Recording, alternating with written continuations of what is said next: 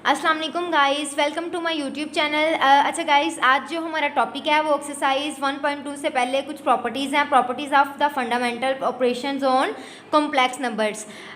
Fundamental operations की हमने properties आज पढ़नी है, तो हम चले स्टार्ट करते हैं। स्टार्ट करने से पहले मैं आपको एक चीज़ बताना चाहती हूँ कि ये बहुत ही ईजी हैं, आपको लगेंगे क्योंकि मैंने आपको 1.2 के फर्स्ट 3 क्वेश्चंस प्रॉपर्टीज़ की मदद से करवा चुकी हूँ। ये मीन्स कि आप बस ये समझ लें कि ये आपकी रिवीजन है। इस लेक्चर का मेन मकसद जो है वो प्रॉपर्टी नंबर 4 है, पर फिर भी हम ऊपर से स्टार्ट करके नीचे आएंगे।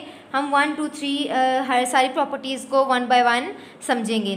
तो लेट्स स्टार्ट। फर्स्ट प्रॉपर्टी जो उन्होंने हमें दी हुई है, the additive identity in complex number is 0 0। जो additive identity in complex number होती है वो एडिटिव आइडेंटिटी क्या होती है? 0 0।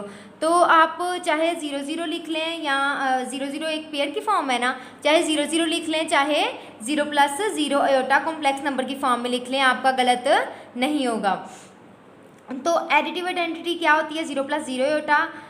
जब आप इसमें एक उसको कॉम्प्लेक्स नंबर को ऐड करते हैं, जैसे ये हमने यहाँ एडिटिव आइडेंटिटी और कॉम्प्लेक्स नंबर को ऐड किया है, तो इसके रिजल्ट में जो चीज़ आती है वो आती है कॉम्प्लेक्स नंबर की स्टैंडर्ड फॉर्म।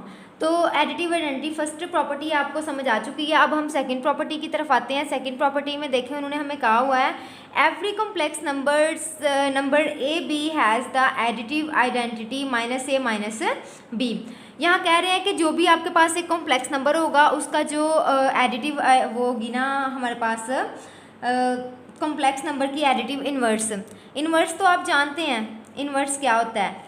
मीन्स कि अगर हम रियल नंबर्स में बात करें तो रियल नंबर्स में 4 का इन्वर्स -4 होगा, 3 का इन्वर्स -3 होगा। इसी तरह हम कॉम्प्लेक्स नंबर्स में भी बात करेंगे कि एडिटिव इन्वर्स क्या होता है। तो एडिटिव इन्वर्स जैसे हमने कॉम्प्लेक्स नंबर्स में होल्ड करता है, ठीक है। तो जो हमारा कॉम्प्लेक्स नंबर है, कॉम्प्लेक्स नंबर हमने a + b आयोटा लिया है ना, इसका एडिटिव इन्वर्स भी यहीं पर एग्जिस्ट होगा। इसका मतलब क्या है कि अगर आपका complex number a + b iota है तो इसका जो इन्वर्स होगा वो -a -b आयोटा होगा। तो देन आप इसको जैसे कि एडिटिव लिखा हुआ है तो इन दोनों को ऐड करेंगे तो आपके पास इसका आंसर जो आएगा वो आपके पास एक एडिटिव इन्वर्स आएगा। एडिटिव इन्वर्स यही होता है 0 + 0 आयोटा। अब हम अपनी प्रॉपर्टी नंबर 3 की तरफ आते हैं। प्रॉपर्टी नंबर 3 में देखिए उन्होंने हमें क्या दिया हुआ है, पूछा हुआ है द मल्टीप्लिकेटिव आइडेंटिटी इज़ 1 0। तो इससे आपको शो हो रहा है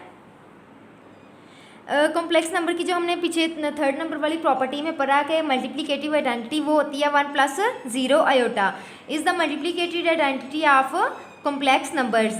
जब आप मल्टीप्लिकेटिव आइडेंटिटी को और कॉम्प्लेक्स नंबर को मल्टीप्लाई करते हैं तो उसके रिजल्ट में जो हमारे पास आता है वो एक कॉम्प्लेक्स नंबर की स्टैंडर्ड फॉर्म आती है। कॉम्प्लेक्स नंबर की स्टैंडर्ड फॉर्म ये होती है कि उसमें एक जो होता है वो रियल नंबर होता है, दूसरा क्या होता है? इमेजिनरी पार्ट्स होता है।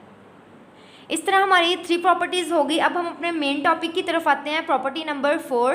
प्रॉपर्टी नंबर 4 में जो बात हमने समझनी है, चले हम पहले रीड कर लेते हैं। Every non zero complex numbers has a multiplicative inverse. एक बात याद रखिएगा कि कॉम्प्लेक्स नंबर में कभी भी नॉन ज़ीरो मीन्स कि बस नॉन ज़ीरो का ही मल्टीप्लिकेटिव इन्वर्स जो है वो एग्जिस्ट करता है।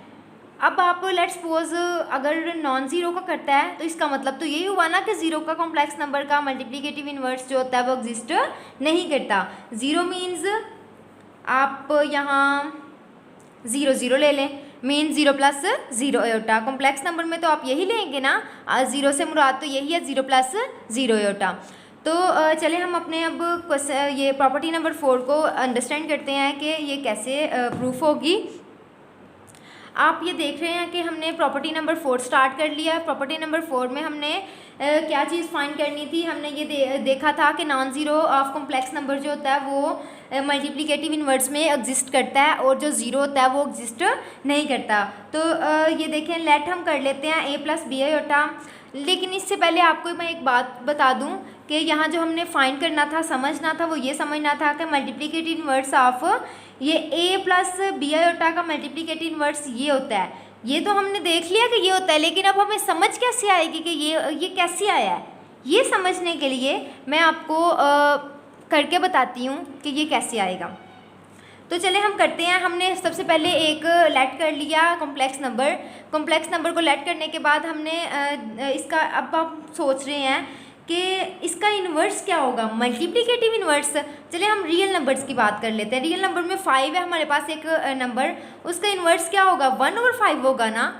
जब 5 से कट जाएगा तो हमारे पास क्या बचेगा, हमारे पास 1 बचेगा। 1 क्या होता है, मल्टीप्लिकेटिव आइडेंटिटी।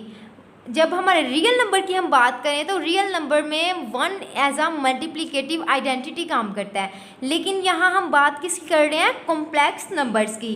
तो हम कॉम्प्लेक्स नंबर की एग्जांपल से समझते हैं। कॉम्प्लेक्स नंबर में देखते हैं क्या होता है। हमने एक कॉम्प्लेक्स नंबर तो लेट कर लिया था, लेकिन अब हमने इसका क्या लेना है, इन्वर्स लेना है। वो भी कौन सा, मल्टीप्लिकेटिव इन्वर्स।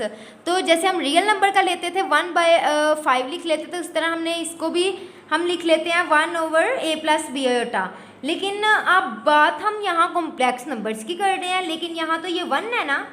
1 तो एज आ वो रियल नंबर्स का मल्टीप्लिकेटिव आइडेंटिटी को शो करेगा ना। यहाँ तो हम बात कॉम्प्लेक्स नंबर की कर रहे हैं, इसलिए हम जो कॉम्प्लेक्स नंबर के लिए मल्टीप्लिकेटिव आइडेंटिटी लेंगे वो 1 + 0 आयोटा लेंगे। तो जब हम 1 + 0 आयोटा और a + b आयोटा लेंगे तो आप ये देख रहे हैं ये तो एक रॉन्ग चीज़ बन रही है कि ये तो हमारा मल्टीप्लिकेटिव इन्वर्स आ ही नहीं रहा।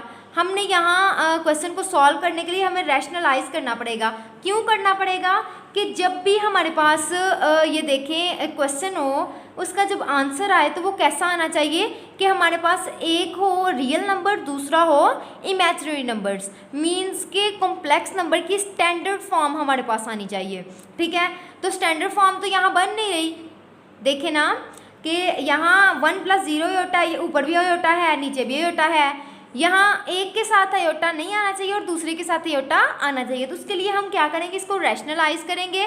तो चलें करते हैं, रैशनलाइज करते हैं। रैशनलाइज करने का आपको पता है कि हमने जो आयोटा के साथ वाली साइन होता है उसको चेंज करके ऊपर नीचे लिख देना होता है। a + b आयोटा, तो इधर हम क्या लिखेंगे, a - b iota, a - b iota. उसके बाद सिंपल है, आपने ऊपर वाले को ऊपर वाले के साथ मल्टीप्लाई कर देना, नीचे वाले को नीचे वाले के साथ। तो ऊपर वाले को ऊपर वाले के साथ मल्टीप्लाई करते हैं, 1 + 0 आयोटा, a - b आयोटा। नीचे वाले अब देखते हैं a + b iota, a - b iota. अब आप देख रहे हैं कि दोनों इंटू के दरमियान में है, तो अब हम इनको क्या करेंगे, मल्टीप्लाई करेंगे। तो आप एक और बात जान लें कि ये जो भी डिजिट, जो भी आप कह लें कि मल्टीप्लिकेटिव आइडेंटिटी जो है ना वो बरकरार रहती है। मींस के जब आप मल्टीप्लिकेटिव आइडेंटिटी को किसी भी कॉम्प्लेक्स नंबर के साथ मल्टीप्लाई करते हैं ना, तो उसकी जो आइडेंटिटी होती है ना वो बरकरार रहती है। मींस के ये जो हमने आइडेंटिटी यूज़ की हुई है मल्टीप्लिकेटिव इन्वर्स की, ठीक है, मल्टीप्लिकेटिव इन्वर्स यूज़ किया हुआ है ना ये वाला, इसको अगर हम किसी भी डिजिट से मल्टीप्लाई करेंगे, किसी भी कॉम्प्लेक्स नंबर से मल्टीप्लाई करेंगे, तो हमारे पास जो आंसर आएगा, आंसर में हमारे पास कॉम्प्लेक्स नंबर ही आएगा। तो हम डायरेक्ट इसको छोड़ के इसको भी लिख सकते हैं, लेकिन मैं आपको मल्टीप्लाई करके उसकी मदद से आपको आंसर ला के दिखाऊंगी। तो हम जब 1 को a से मल्टीप्लाई किया तो a आ गया, 1 को - b आयोटा से किया तो -b आयोटा आ गया, फिर 0 आयोटा को हमने a से किया तो 0 आयोटा, 0 आयोटा को b आयोटा के साथ किया तो 0 आयोटा स्क्वायर आ गया। उसके बाद नीचे वाले भी यहाँ स्क्वायर बन रहा है, a को a से मल्टीप्लाई किया, a का स्क्वायर आ गया, प्लस माइनस b आयोटा को b आयोटा के साथ मल्टीप्लाई किया, b आयोटा का स्क्वायर आ गया। ठीक है, अब हमारा नेक्स्ट स्टेप जो है वो नेक्स्ट स्टेप आप देख रहे हैं कि हमने आयोटा स्क्वायर की वैल्यू पुट कर देनी है। आयोटा स्क्वायर की value a - b iota plus 0 iota -0 और आयोटा स्क्वायर की जगह हमने -1 पुट कर दिया। उस तरह हम नीचे आते हैं, a स्क्वायर - b स्क्वायर, इधर भी हमने आयोटा स्क्वायर की वैल्यू क्या पुट कर दी, -1। तो अब हम -1 को अंदर मल्टीप्लाई करेंगे, तो मल्टीप्लाई किया तो क्या हमारा बन गया, a - b iota plus 0 iota -0 divided by a square plus b square, ये हमारे पास आ गया। अब हम अगले स्टेप की बात करते हैं। अगले स्टेप में क्या होना है, सिंपल को सिंपल में प्लस माइनस कर देना और आयोटा वाली को आयोटा वाली के साथ प्लस माइनस कर देना है। a को इसमें करें तो a आ जाता है, जब -b को 0 आयोटा में करें, b आयोटा को प्लस 0 आयोटा में करें तो -b आयोटा आ जाएगा। तो नीचे वाली वैल्यूओं को एज इट इज़ हम लिख लेंगे, वैल्यूज़ को a square plus b square. Next आप ये बात जानते हैं कि ऊपर वाली वैल्यू, नीचे कोई भी वैल्यू हो, ऊपर अगर 2 हो तो दोनों का सेपरेट पार्ट होता है। तो ये इसका भी, ये नीचे वाला ए का भी पार्ट है और नीचे वाला बी आयोटा का भी पार्ट है। तो इसको हम सेपरेट करके लिख लेते हैं, A over A square plus B square, then centre में माइनस है तो हम माइनस लिखेंगे, B over A square plus B square और साथ आयोटा। तो क्या ये कॉम्प्लेक्स नंबर की स्टैंडर्ड फॉर्म नहीं आ गई, A plus A minus B iota. Okay class, अल्लाह हाफिज़।